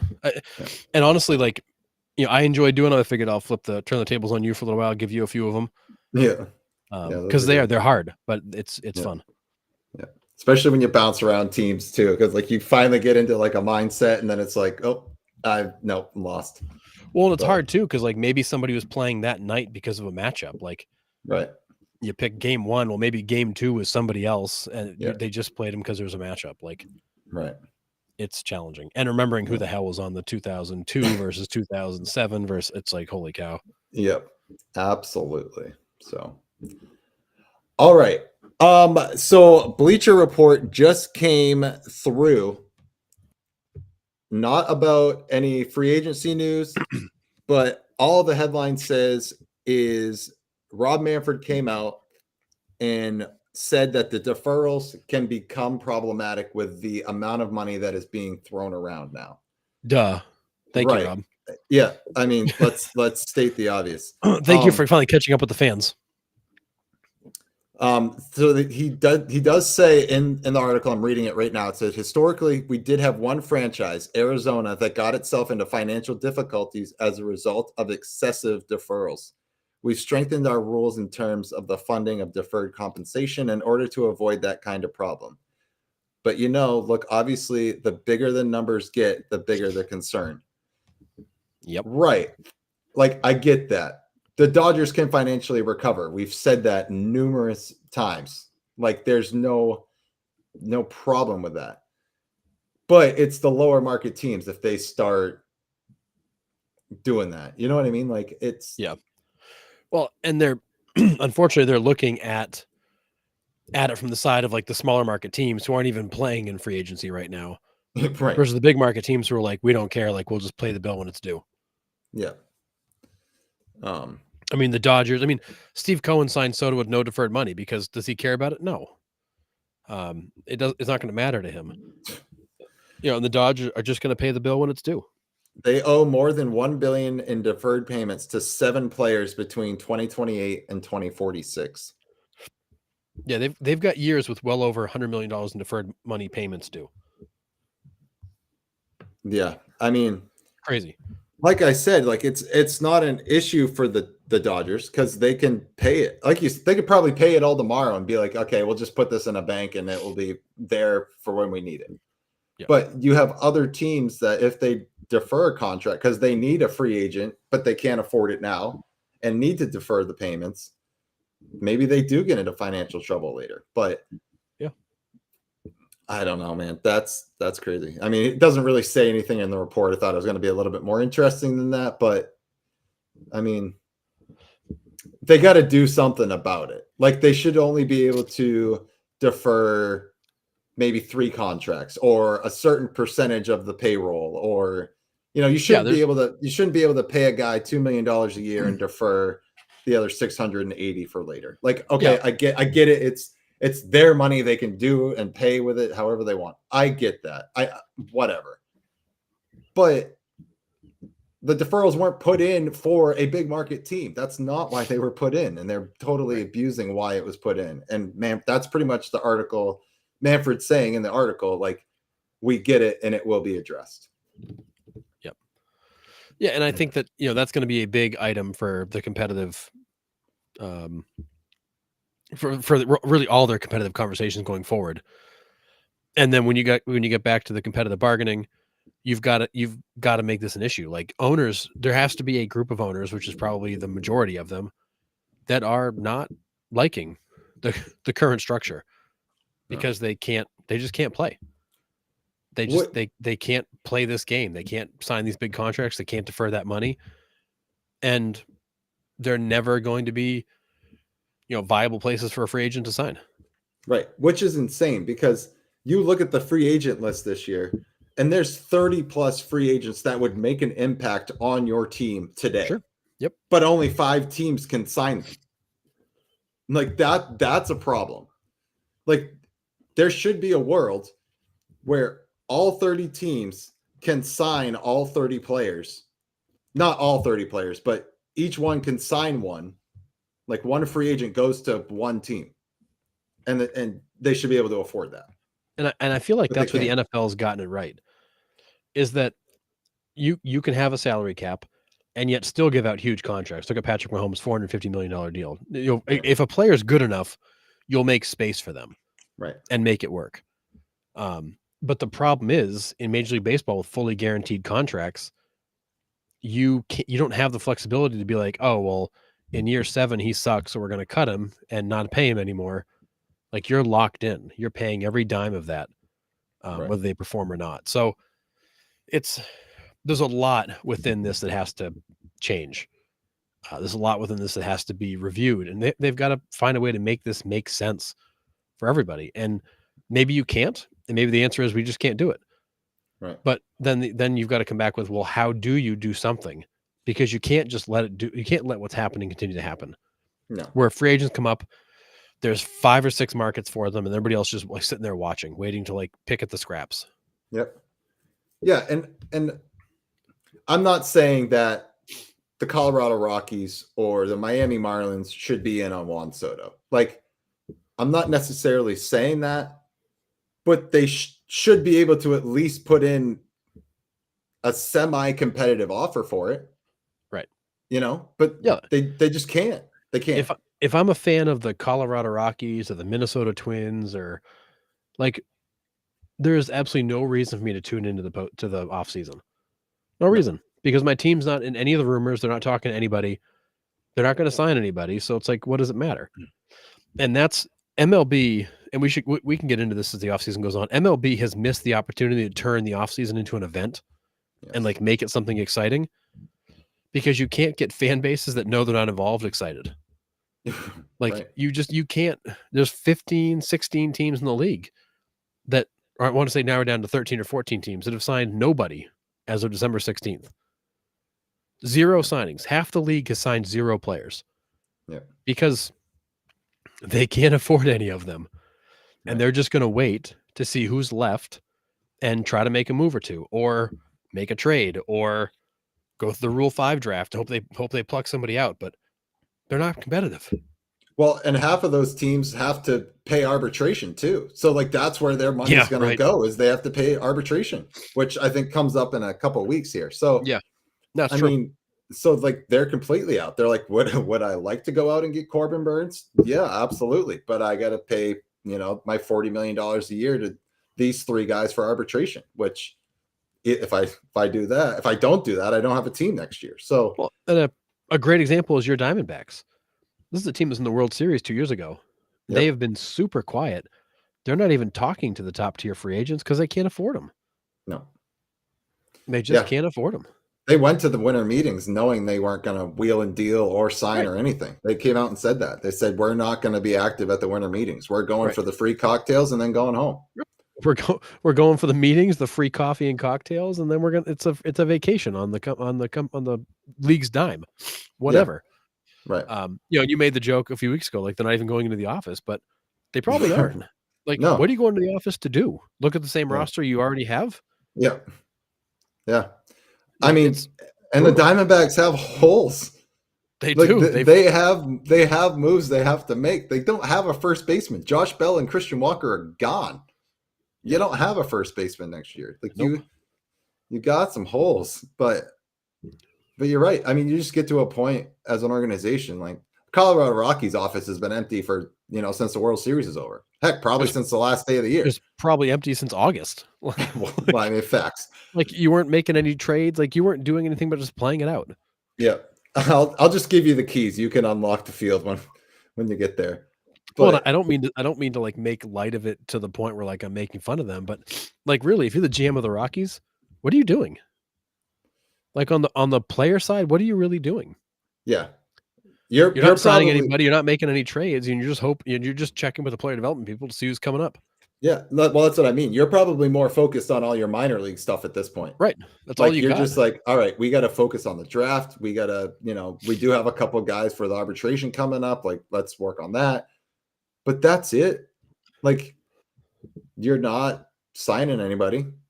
I mean, you don't really have anybody to trade. I don't think. You're not, I mean, you're not making trades. You're not signing anybody. You're not you're not doing anything. No. And man, it's tough. I don't know. But the next CBA is going to be ugly. It is. I have a feeling we're in for a long lockout there.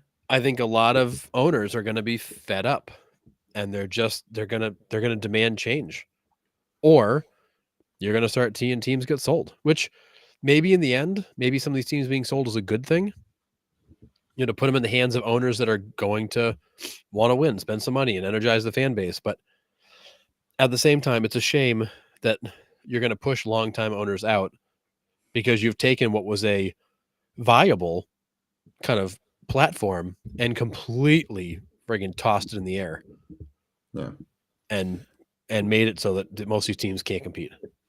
I mean, and in the same breath, I don't feel for the guys that are going to be selling their franchises for $10 billion to these guys, but yeah, it's you're right. But if it's been in the family for 4 or 5 generations, like some of these teams have, like that's the Twins. Right. That's going to be that's a tough pill to swallow. If I'm the great grandson of the first guy that owned the Twins, and I'm going to be like, hey, like this sucks, but I have to sell it because I can't keep up with the multi-billionaires. I just can't. Well, and that's ultimately why the Red Sox were sold to John Henry and that group when they bought them, because the Yawkey family had owned it forever. And then when the primary owners of the Yankees, Gene, I can't remember his name, when they passed, it went into the trust, and then it was managed. Was it John Harrington? Is that the guy who was managing the trust and was kind of like the de facto rep? And then, but they didn't have the financial resources to compete, so they said, "Look, we have to sell the team. Like, we're never going to be able to compete. We just don't have that kind of capital."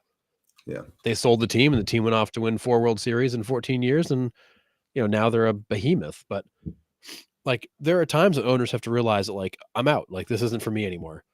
Yeah. But there's a lot of owners that have the resources to be able to build a team that aren't. But you also have to keep in mind, like, these guys didn't buy these teams to put a bunch of their personal money into it. Like, they bought businesses in baseball. They didn't buy a team to just throw their personal wealth into it. Because why would you buy a business you've got to fund out of your personal checkbook? Like, that makes no sense. Right. Yeah. But yeah. Hey, Nick, I got a great deal for you. You can buy this team for $4 billion and then put $100 million of your personal money into it every single year just to keep it running. What do you think? Like, you want to sign up for that? Yeah, I'm all in. Yeah, hell no. Yeah, it's crazy. But all right. Do you have anything else this week? I got all kinds of goodies for you. All right, bring it. So first of all, so StatCast brought out some new metrics. Looking at base running. So is it time out of the box? Have you heard that one? No. Well, actually, yes, I've heard it, but I've spent no time on it. It's crazy. So there's now a metric called base running run value. Basically, how many runs did you create on the bases? And the number one player in base running run value with a plus 12 was Corbin Carroll. He is the best base runner in baseball.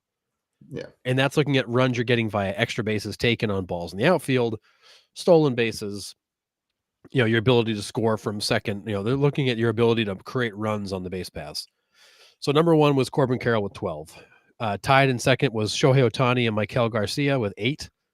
And then behind them were Elly De La Cruz, Victor Robles, and Bryce Terang with 7. And then behind them, rounding it out, kind of the top group, was Jarren Duran, David Hamilton, Pete Crow Armstrong, Jose Ramirez, Xavier Edwards with 6.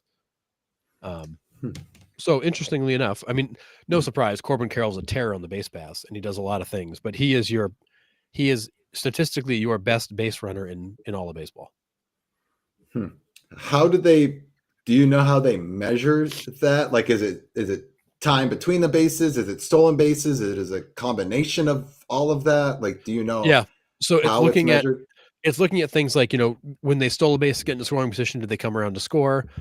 Are they able to score from second on a base hit more often than others? Okay. How often can they go first to third on the double? Like, how many extra bases are they squeezing out of this that eventually turn into runs? Gotcha.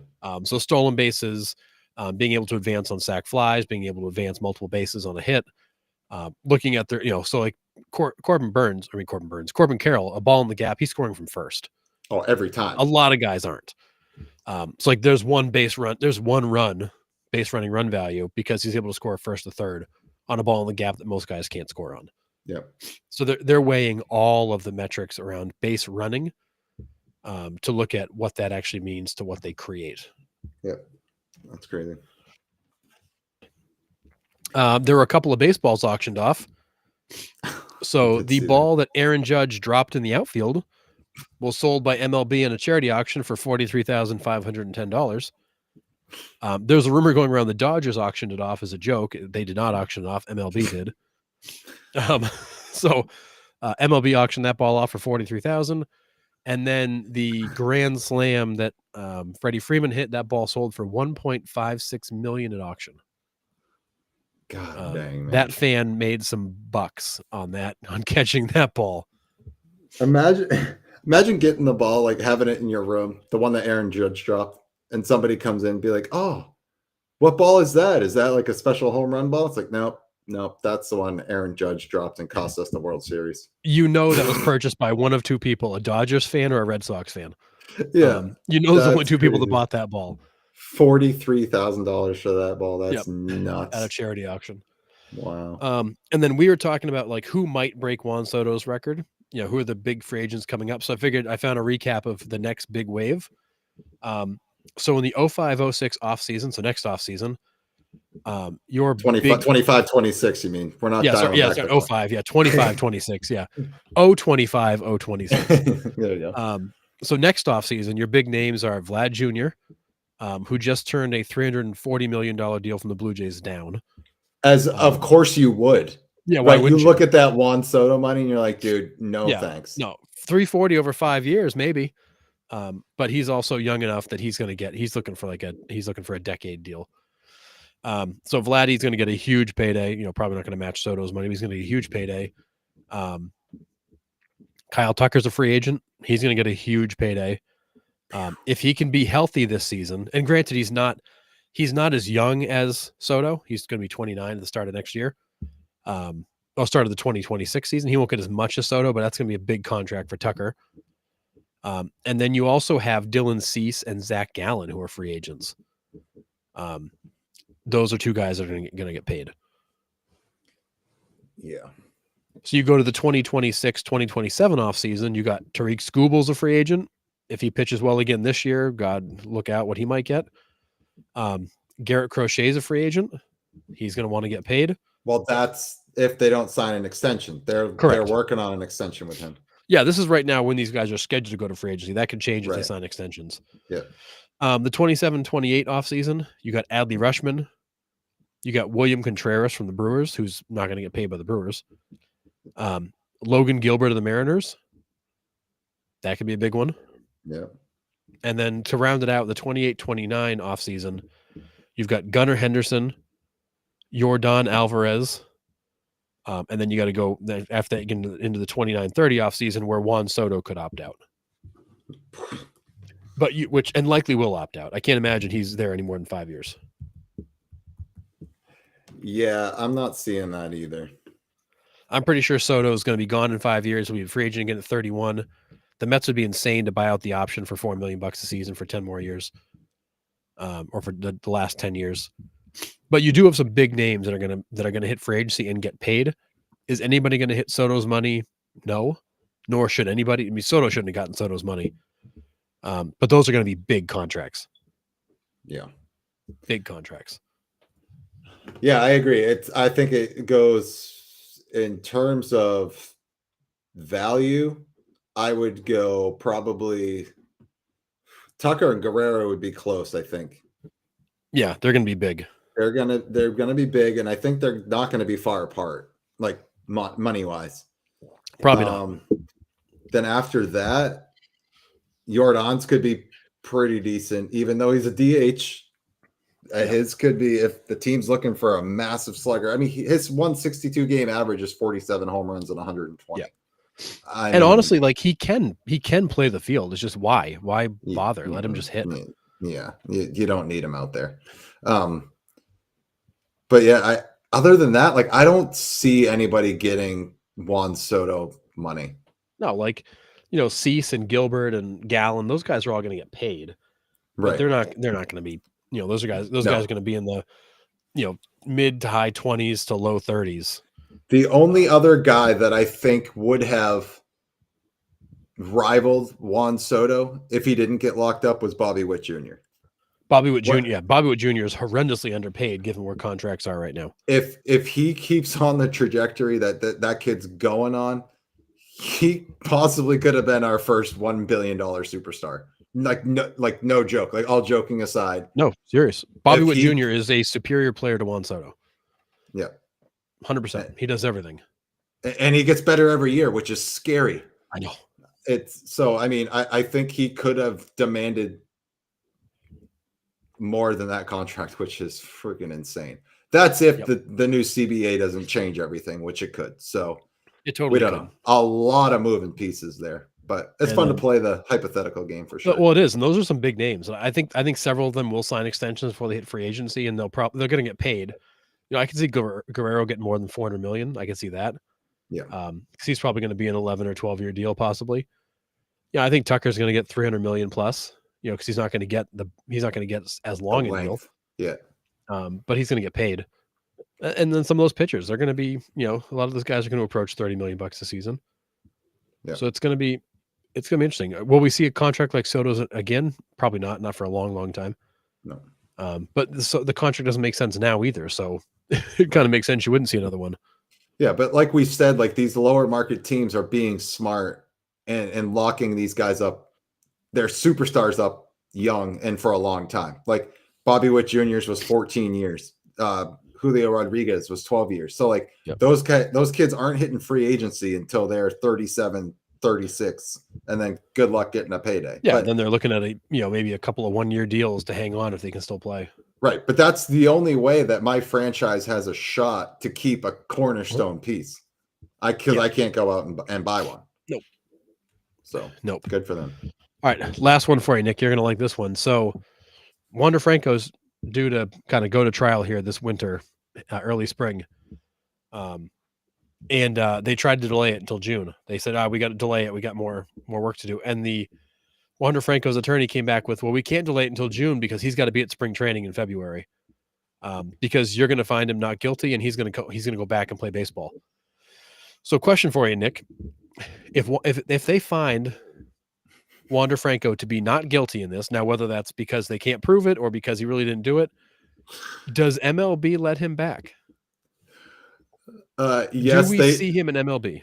Yes, just to piss Trevor Bauer off. Could you honestly, imagine? Could you imagine the storm after that? Dude, Trevor Bauer would blow up the MLB office for sure if they let Wander Franco back in. Dude, I don't know. Even if MLB says yes, you can come back, there's no team that's gonna pick him up. He's still under contract with the Rays. So keep in mind, he's on the restricted list. They didn't void it? No, he's on the restricted list. So he is under contract. He's still the property of the team and under contract with them. They're just not required to pay him right now. So if he comes back to MLB, he's still under contract. Now, could the Rays find a clause to void the contract? Maybe if they clear him, the Rays say, well, you're out because we're going to void this thing based on a character clause or something. But as of right now, he is still under contract with the Rays and on the restricted list, which means he doesn't have to get paid, but he's still their player. Dang. So for some reason, I thought they completely just voided his contract, but no, it's not yet. Doesn't mean they can't. Right. But as of right now, he is on the restricted list and under control of the Rays. So did MLB also bar him? MLB put him on the restricted list pending investigation. Okay, so they would still, even if he's found not guilty, they still have to release. They still have to reinstate him. Gotcha. And MLB has the right to be like, we're not going to reinstate you, like they did with Trevor Bauer. Like, we're not going to bring you back. Then I don't think he does. I mean, if you're not letting Trevor Bauer back, you can't let Wander Franco back, right? Like, I can't imagine how fans would react. All joking aside, like, I don't think you can. Yeah, I mean, it's tough because you look at Franco's situation and it was an underage girl, and if they find he didn't do it and it was just like hearsay and claims, like you could argue that he's not actually a bad guy and he got falsely accused, but so did Bauer. Right. But the problem is Bauer's not like alienated because of the charges from the woman that were actually bogus. He's alienated because nobody liked him. And this was just a convenient situation to throw him out and not let him back in. So it's really interesting because Franco still very much believes he's going to come back. And I don't think the Rays or MLB believe he's going to come back. I found that whole thing curious, the way the article was written and the way they're approaching this, in the belief that he's coming back. Yeah, if I'm the MLB, I can't, because like I said, like half joking, kind of not joking, the Trevor Bauer shitstorm after would be ridiculous. It would be so fun. It would be fun for us to talk about. Yeah, it would be so fun. But I just don't think you can. I really don't.